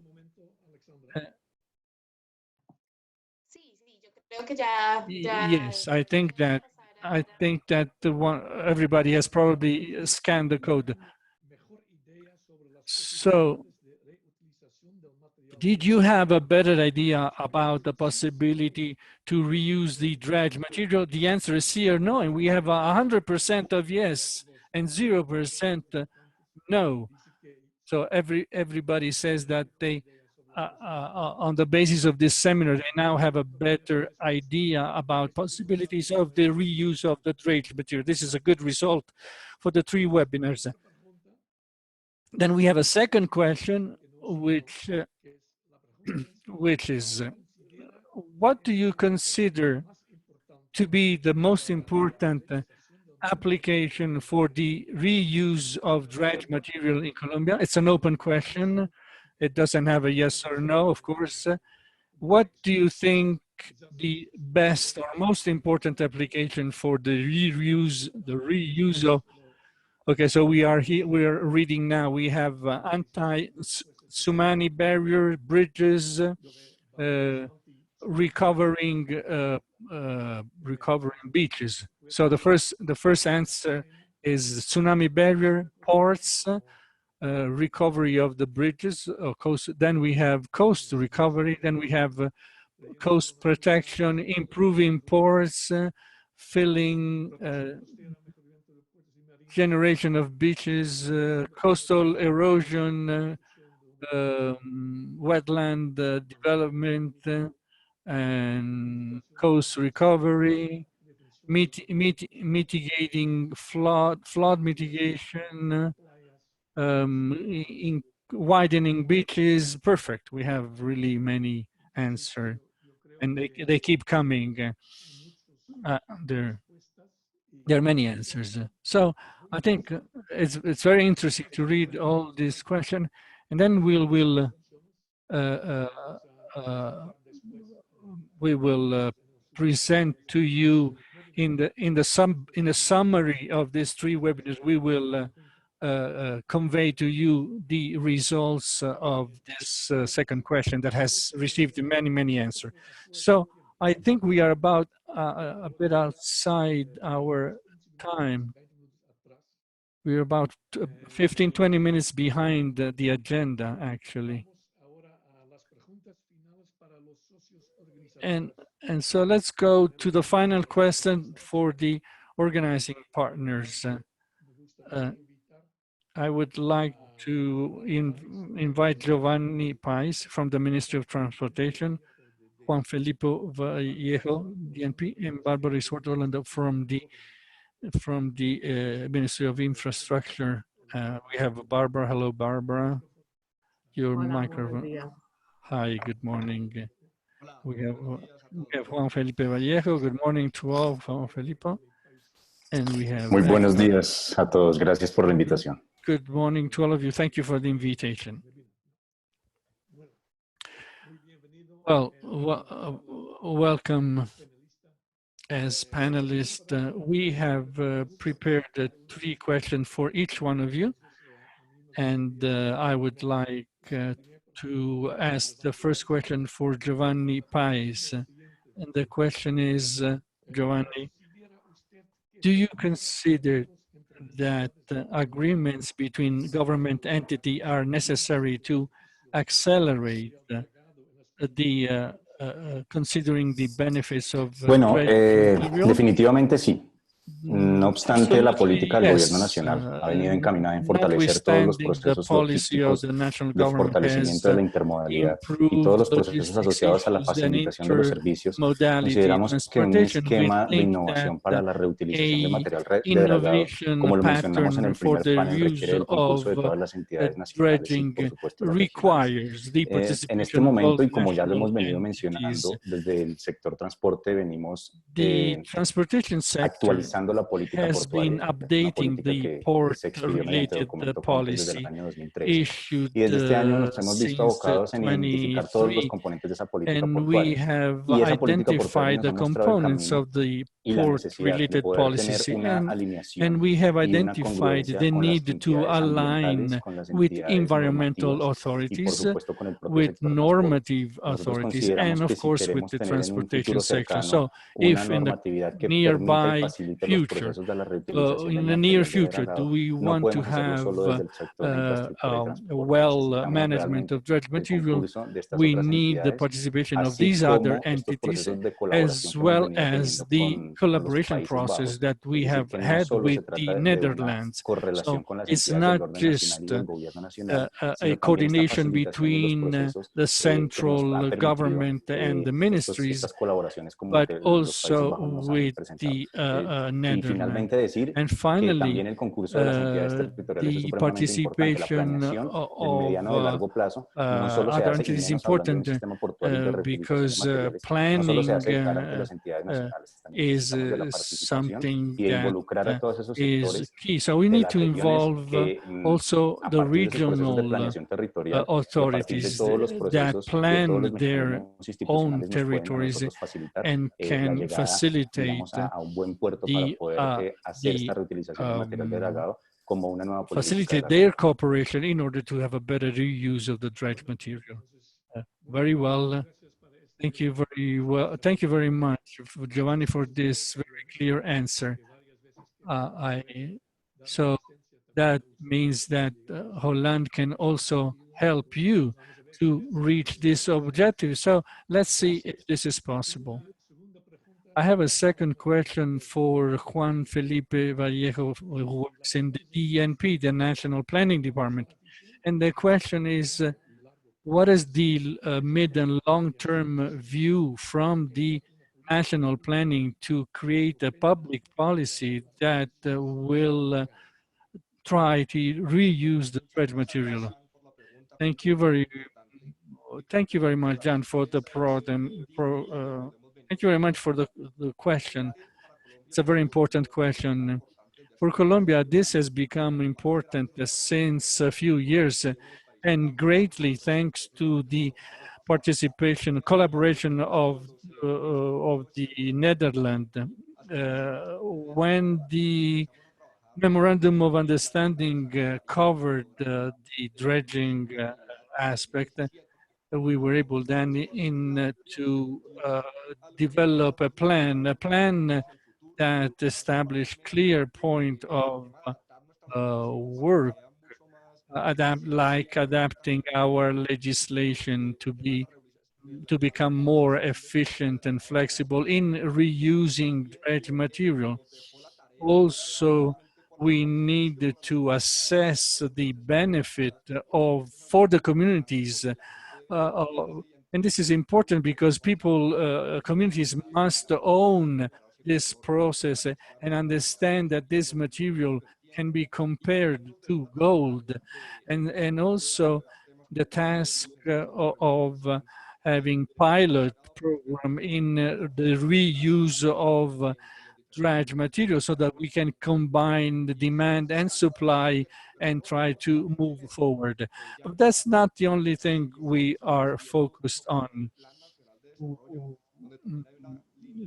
In our national development plan, there is a specific line on the reuse of dredge material in the agreement for transportation and logistics, and a specific line in our national logistic plan exists and became real this year. So I think that the working line are clear. And as Giovanni said in his answer, what we have to do is to work jointly between the transportation sector, the environmental sector, the mining sector, port authorities, the private sector, and all other sectors that may benefit, like the housing sector and many other sectors that could benefit from this. So we need to join our efforts. We are doing so.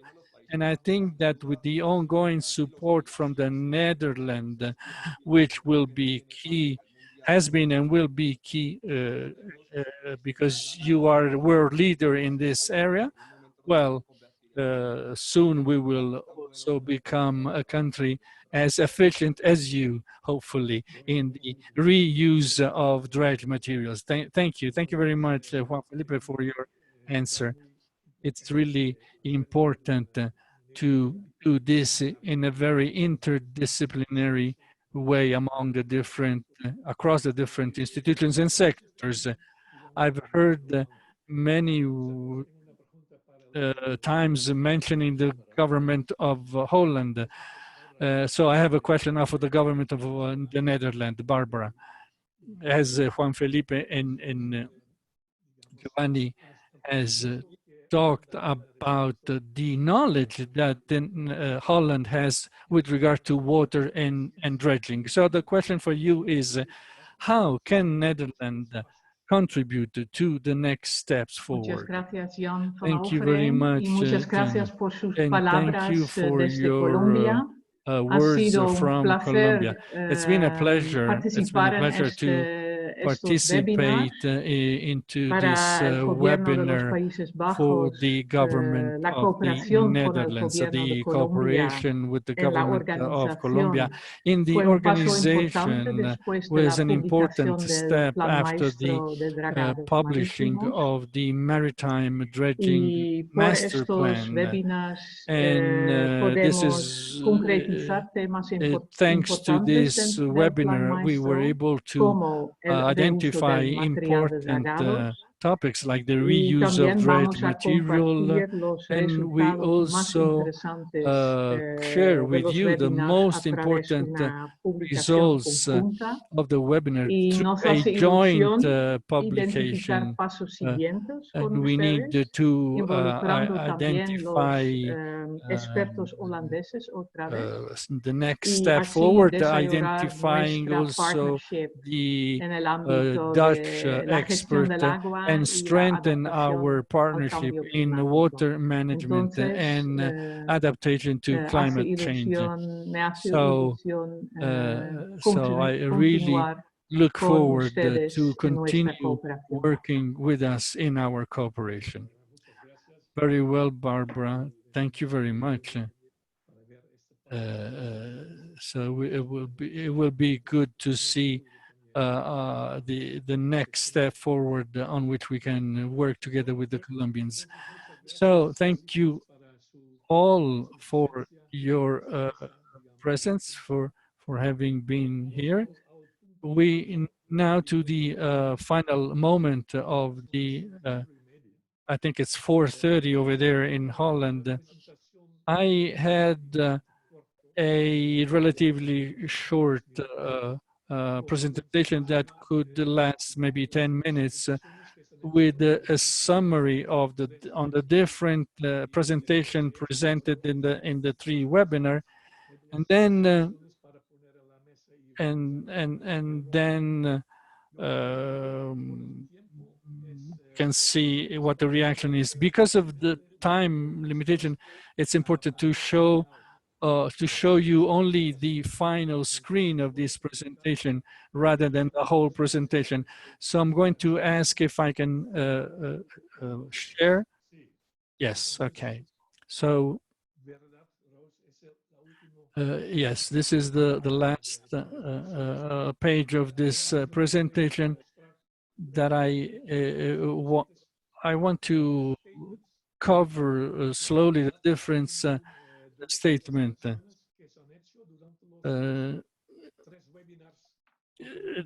This relates to the three webinars that took place. The first statement is that Colombian and Dutch actors expressed their interest in continuing to work for the reuse of the dredged material.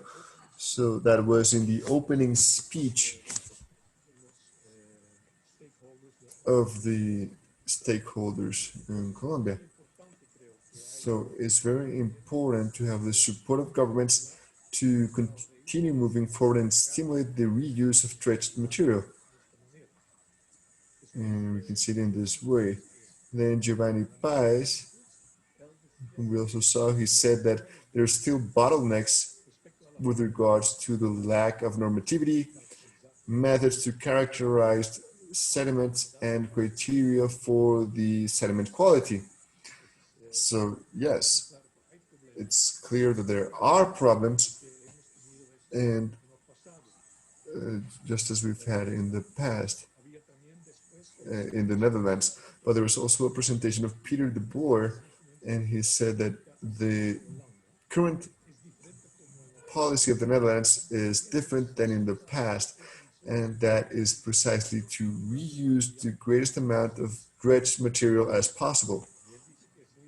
He also states it's very important to have good environmental regulations, because we know that we need to know that there's contaminated material and less contaminated material.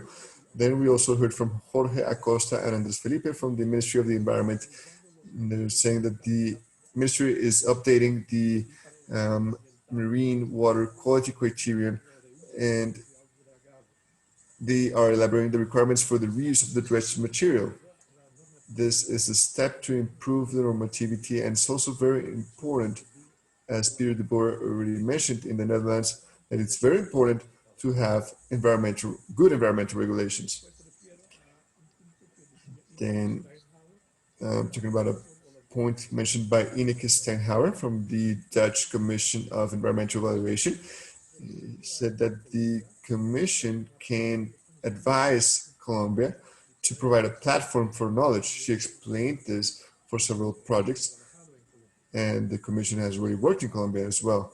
So there's this possible support from the Netherlands as well. And I say that the DIMAR, the Maritime Authority,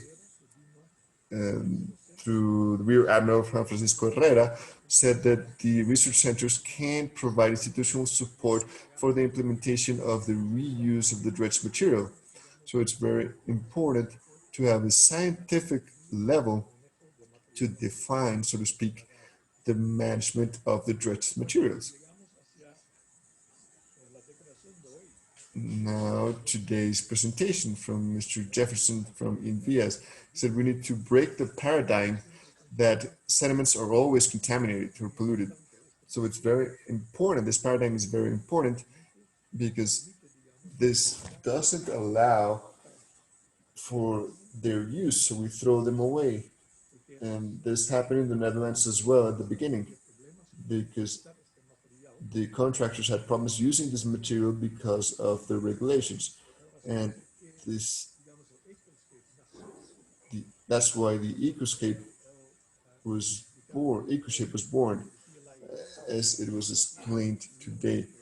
The original idea of EcoShape was to build with nature and not focus too much in minimizing the negative effects, so that we don't miss the opportunities of maximizing the positive effects. And here we can see a slow movement between using the dredged material, which is not contaminated in all cases. I remember that Juan Carlos Acosta said that that material is like gold. Well, perhaps not so much, but it's a very important point. So I wanted to finish by saying that I see the situation very positively, that everyone is pointing in the same direction. And I think there are very good opportunities to continue working together in the topics of dredged material reuse. We need to combine the experience that we've had in the past.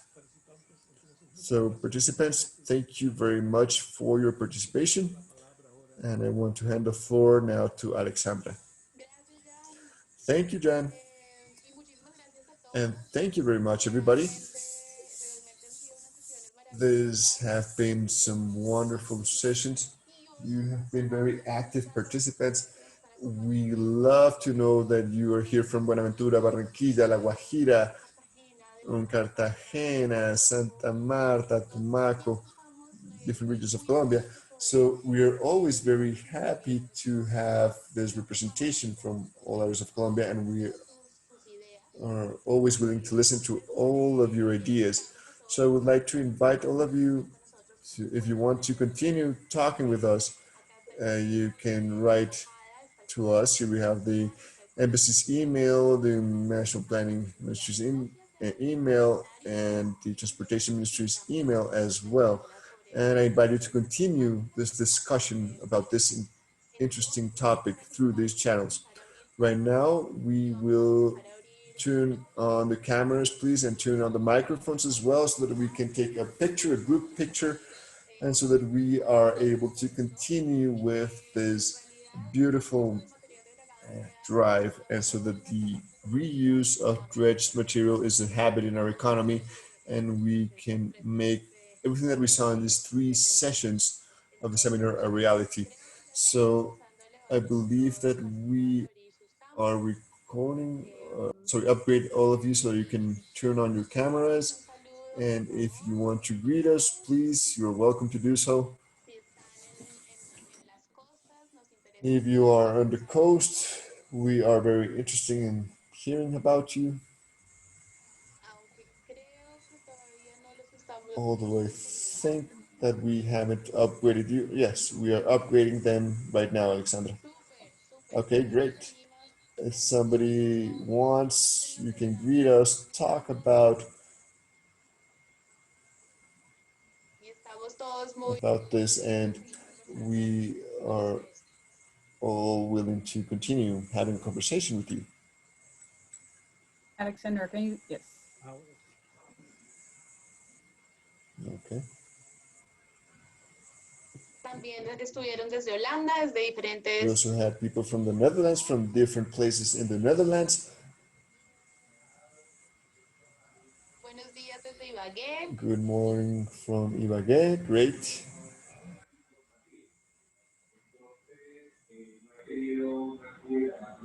Yo veo muchas personas. Muchísimas gracias a todos. See many people. Thanks everyone for your participation.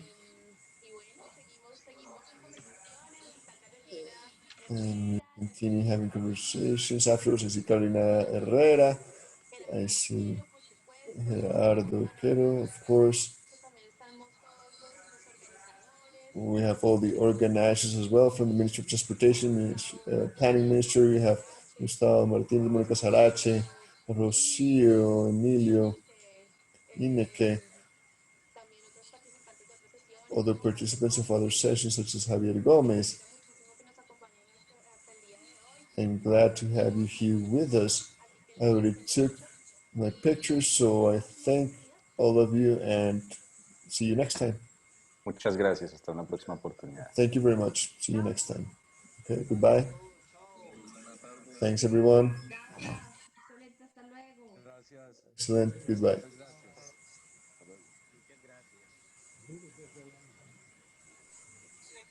Hasta luego. Gracias.